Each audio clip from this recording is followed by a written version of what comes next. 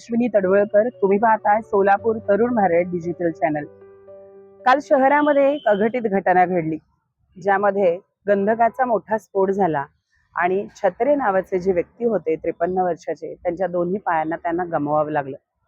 पण देव तारी त्याला कोण मारी, हा महत्वाचा मुद्दा आहे. त्या व्यक्तीला मदत करण्यासाठी युवा समाजसेवक सामाजिक कार्यकर्ते राज सलगर यांनी खूप लवकर धाव घेतली. जवळपास 400 ते 500 लोक होते, पण मदतीसाठी कोणी पुढे येत नव्हतं. अशा वेळी या व्यक्तीने धाडस दाखवलं आणि पुढच्या भविष्याची कुठलीही तमा न बाळगता ताबडतोब मदतीसाठी हात पुढे केला. आणि पहा, त्या व्यक्तीला वेळेवर उपचार मिळाले आणि आज ती व्यक्ती सुखरूप आहे. मान्य आहे त्यांना पाय गमवावे लागले, पण जीव शाबूत आहे, हा महत्वाचा मुद्दा आहे.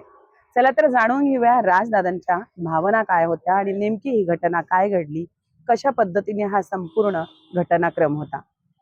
दादा नमस्कार. नमस्कार. नमस्कार. माणुसकीच्या या प्रवाहात तुम्ही जे काम केलेलं आहे त्याचं कितीतरी शब्दांनी कौतुक केलं तरी ते कमीच असेल. ते आपलं कर्तव्यच आहे असं मला वाटतं. हो, पण नेमकं काय घडलं आणि तुम्हाला कसं समजलं की काय होतंय आणि काय आपण धाव घेतली पाहिजे, मदत केली पाहिजे? म्हणजे मी बाहेर गावी होतो. मी एअरपोर्टवर आलो, सोलापूरच्या विमानाने आलो. माझा पुतण्या मला घ्यायला आला होता. तो घेऊन आला. इथे माझ्या बहिणीचं घर आहे समोर मी थांबलो होतो 2 मिनिट. थांबल्यानंतर इथं मोठा स्फोट झाला. स्फोट झाल्यानंतर हे छर्रे येऊन लागले जे माझ्या हातामध्ये आहे, तिथे येऊन लागले. मोठे धुराचे लोट पसरले. आवाज इतका मोठा होता, मला वाटतं साधारणतः 1-2 किलोमीटर पर्यंत आवाज गेला असेल. आणि हे छर्रे जे आहे ते 500 मीटर लांब, म्हणजे रोडच्या पलीकडे जाऊन पडलेत. काही जणांचे पत्रे उडाले. इतका भीषण तो स्फोट होता. स्फोट थोडासा की याचे मार लागले आसपास जे लोक होते त्यांना, आणि राजदादांना पण तिथं घराजवळ बसल्यानंतर हे लागलं आणि धूर यायला लागला, तेव्हा लक्षात आलं मोठा आवाज आल्यानंतर. दादा मग पुढे मला आधी काय वाटलं की बाबा सीएनजीचा स्फोट असेल, गाडीचा स्फोट झाल्यावर सीएनजीचा स्फोट असेल. धूर जेव्हा कमी झालं तेव्हा लोक जवळ आली. ओके. एक 400 ते 500 लोक इथं जवळ आली, जमा झाली. फोटो व्हिडिओ शूटिंग चालू झालं. जसं लोकांची सवय आहे की फोटो व्हिडिओ काढण्याला खूप प्राधान्य देतात, मी बघितलं असं करायला. तर ते सुरू असताना आमच्या लक्षात आलं की त्याला मदतीची गरज आहे, पण मदत कोण करत नाहीये. आजूबाजूच्या लोकांनी अँब्युलन्सला वगैरे फोन केले, परंतु अँब्युलन्स अर्धा तास तरी अँब्युलन्स आली नाही. पोलीस इथं मदत घटनास्थळी आले नव्हते अर्धा तास. एवढा मोठा आवाज ऐकून सुद्धा महापालिकेची कुठली यंत्रणा किंवा शासनाची कुठली यंत्रणा एवढा मोठा आवाज कशात झालाय, कुठे झालाय हे पाहण्यासाठी इथं आलेली नव्हती. वेळ लागला. कुणीच मदत इथं करायला तयार नाही हे लक्षात आल्यानंतर मी त्याच्याकडे पाहिलं.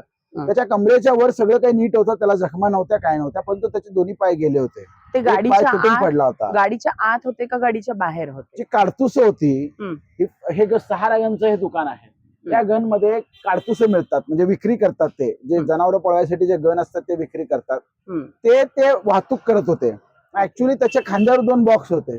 मग ते बॉक्स डिक्की उघडत असताना त्याच्याकडून ते खाली पडले आणि तेव्हा त्याचा स्फोट झाला. स्फोटक होती, गंधक होती, सल्फर होतं त्याच्यामुळे त्याचा इतका मोठा स्फोट झाला आणि त्याचे एक पाय जागेवर तुटला होता. मग मला लक्षात आलं की बाबा पेशंट वाचेल, त्याला वर काय झालेलं नाहीये, फक्त पाय तुटलाय, त्याचा पाय हे झालाय, मला खात्री होती. परंतु रक्तस्राव जर जास्त झाला असता तर तो पेशंट दगावण्याची शक्यता होती. त्याला मदत मिळत नव्हती, अँब्युलन्स येत नव्हती, सगळेजण बघायची भूमिका घेत होते, कुणीही मदत करायला तयार नव्हतं. त्याच्यामुळे मी ठरवलं की बाबा याला, माझी गाडी होती तिथं, मी माझ्या समोरच्या बहिणीच्या घरातून 2 चादरी घेतल्या, कारण त्याचे पाय वगैरे तुटले होते, त्याचे पार्ट्स तुटलेले होते, त्यामुळे ते गोळा करणं गरजेचं होतं. ते घेऊन जाणं शक्य नव्हतं, त्यामुळे चादर घेतली.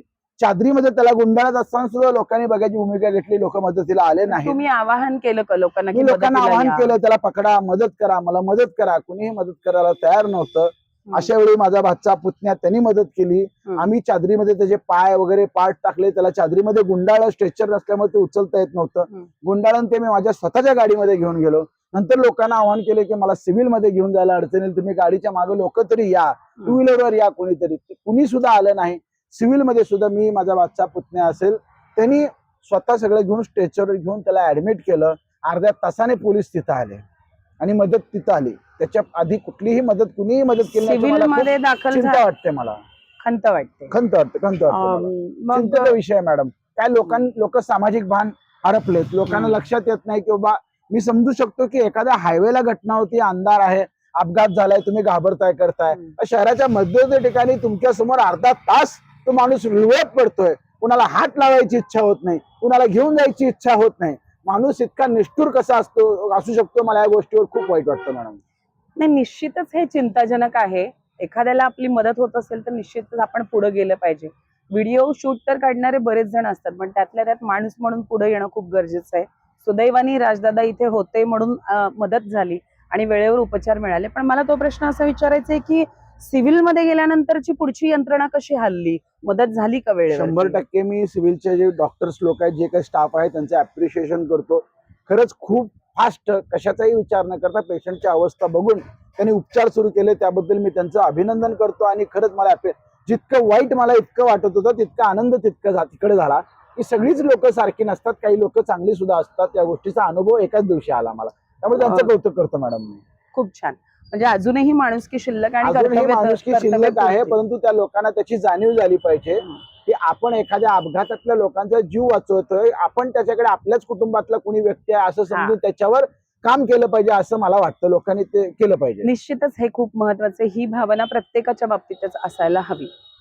मला असं विचारायचं की त्यांच्या कुटुंबियांशी तुम्ही संपर्क साधला का? आम्ही गाडीमध्ये असताना मॅडम, त्याचा तो जो पेशंट होता त्याला हळूहळू नंबर विचारला, त्याला नंबर पाठ होता.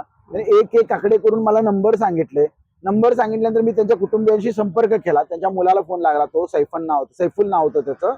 मी त्याला फोन केला, त्याला सांगितलं घरच्यांना सांगतात तू ये, कोण जबाबदार असतील त्यांना घेऊन ये, असं सिव्हिल मध्ये आहे, ते सुखरूप आहेत, त्यांच्यावर इलाज सुरू आहे, पण तू ये म्हणून त्यांच्या फॅमिलीतल्या लोकांना कळवलं. त्यांच्या फॅमिलीतले लोक आल्यानंतर मी तिथून आलो. भेटलात तुम्ही त्यांच्या मी भेटलो लोकांना? त्या लोकांशी. सगळं काय म्हणाले ते तुम्हाला? काय नाही, ते पाया पडत होते. तुम्ही देवासारखे आलात म्हणून ते पाया पडत होते, ते खूप अप्रिशिएट करत होते. पण मला त्या गोष्टी माझं कर्तव्य वाटतं. म्हणजे आपण एक जबाबदार नागरिक म्हणून जे केलं पाहिजे होतं मी तेच केलं. त्याच्या पलीकडे मला त्याचं काय असं खूप वेगळं विशेष कौतुक वाटत नाही. तुमचा आणि त्या छत्रेंचा संवाद झाला का? माझा छत्रेचा संवाद गाडीमध्ये झाला. काय म्हणाले? मॅडम, गाडीचा ड्रायव्हर म्हणजे ज्याच्या मालकीची गाडी होती, ज्याचं दुकान आहे, तो सुद्धा पाया पडत होता. आणि छत्रे सुद्धा माझे हात जोडत होते की बाबा तुम्ही देवासारखे आलात, तुम्ही आम्हाला घेऊन चालात, मी तुमचा खूप आभारी आहे. पण मला त्या गोष्टी महत्वाच्या वाटत नाहीत मॅडम. माझ्यासाठी महत्वाचं एक वाटतं की माणुसकी आपण जिवंत ठेवली पाहिजे, आपण अशा लोकांना मदत केली पाहिजे. कुठेही असू दे आपण मदत केली पाहिजे. शासनाने इतके काही त्याच्यावर बक्षीस ठेवलेले आहेत, आता चौकशा होत नाही, तुमच्यावर गुन्हा दाखल होत नाही, तुमच्यावर कायद्याचा सस्मारा लागत नाही. त्यामुळे लोकांमध्ये याबद्दल जनजागृती झाली पाहिजे आणि लोकांनी अशा प्रकारची मदत केली पाहिजे, मला असं मनापासून वाटतं मॅडम. निश्चितच राजदादा जे आवाहन करतो त्याच्याबद्दल मीही समर्थन करेल की घटना कोणतीही असो, कायदेशीररित्या ज्या काही घटना घडायच्या आहेत त्या पुढे घडतीलच, पण त्याच्या आधी माणूस म्हणून आपण मदत करणं अत्यंत महत्वाचं आहे. आज या घटनेमध्ये त्या व्यक्तीला ही जी मदत मिळाली त्यामुळे त्याचे प्राण वाचले. असंच आपल्या हातूनही हे एखादं काम होऊ शकतं. छोटीशी घटना असो किंवा मोठीशी घटना असो, पण आपण त्या ठिकाणी माणूस म्हणून मदतीला धावणं जास्त गरजेचं आहे. दैव बलवत्तर म्हणून प्राण न जाता केवळ बायांवर हे बेतलं. याच्यात कोण जबाबदार आहे? घटना काय होती, नेमकं काय घडलं आणि पुढे काय घडणार, या सगळ्याचा वेध घेतच राहतील आणि वेळोवेळी तुम्हाला बातम्या मिळतच राहतील.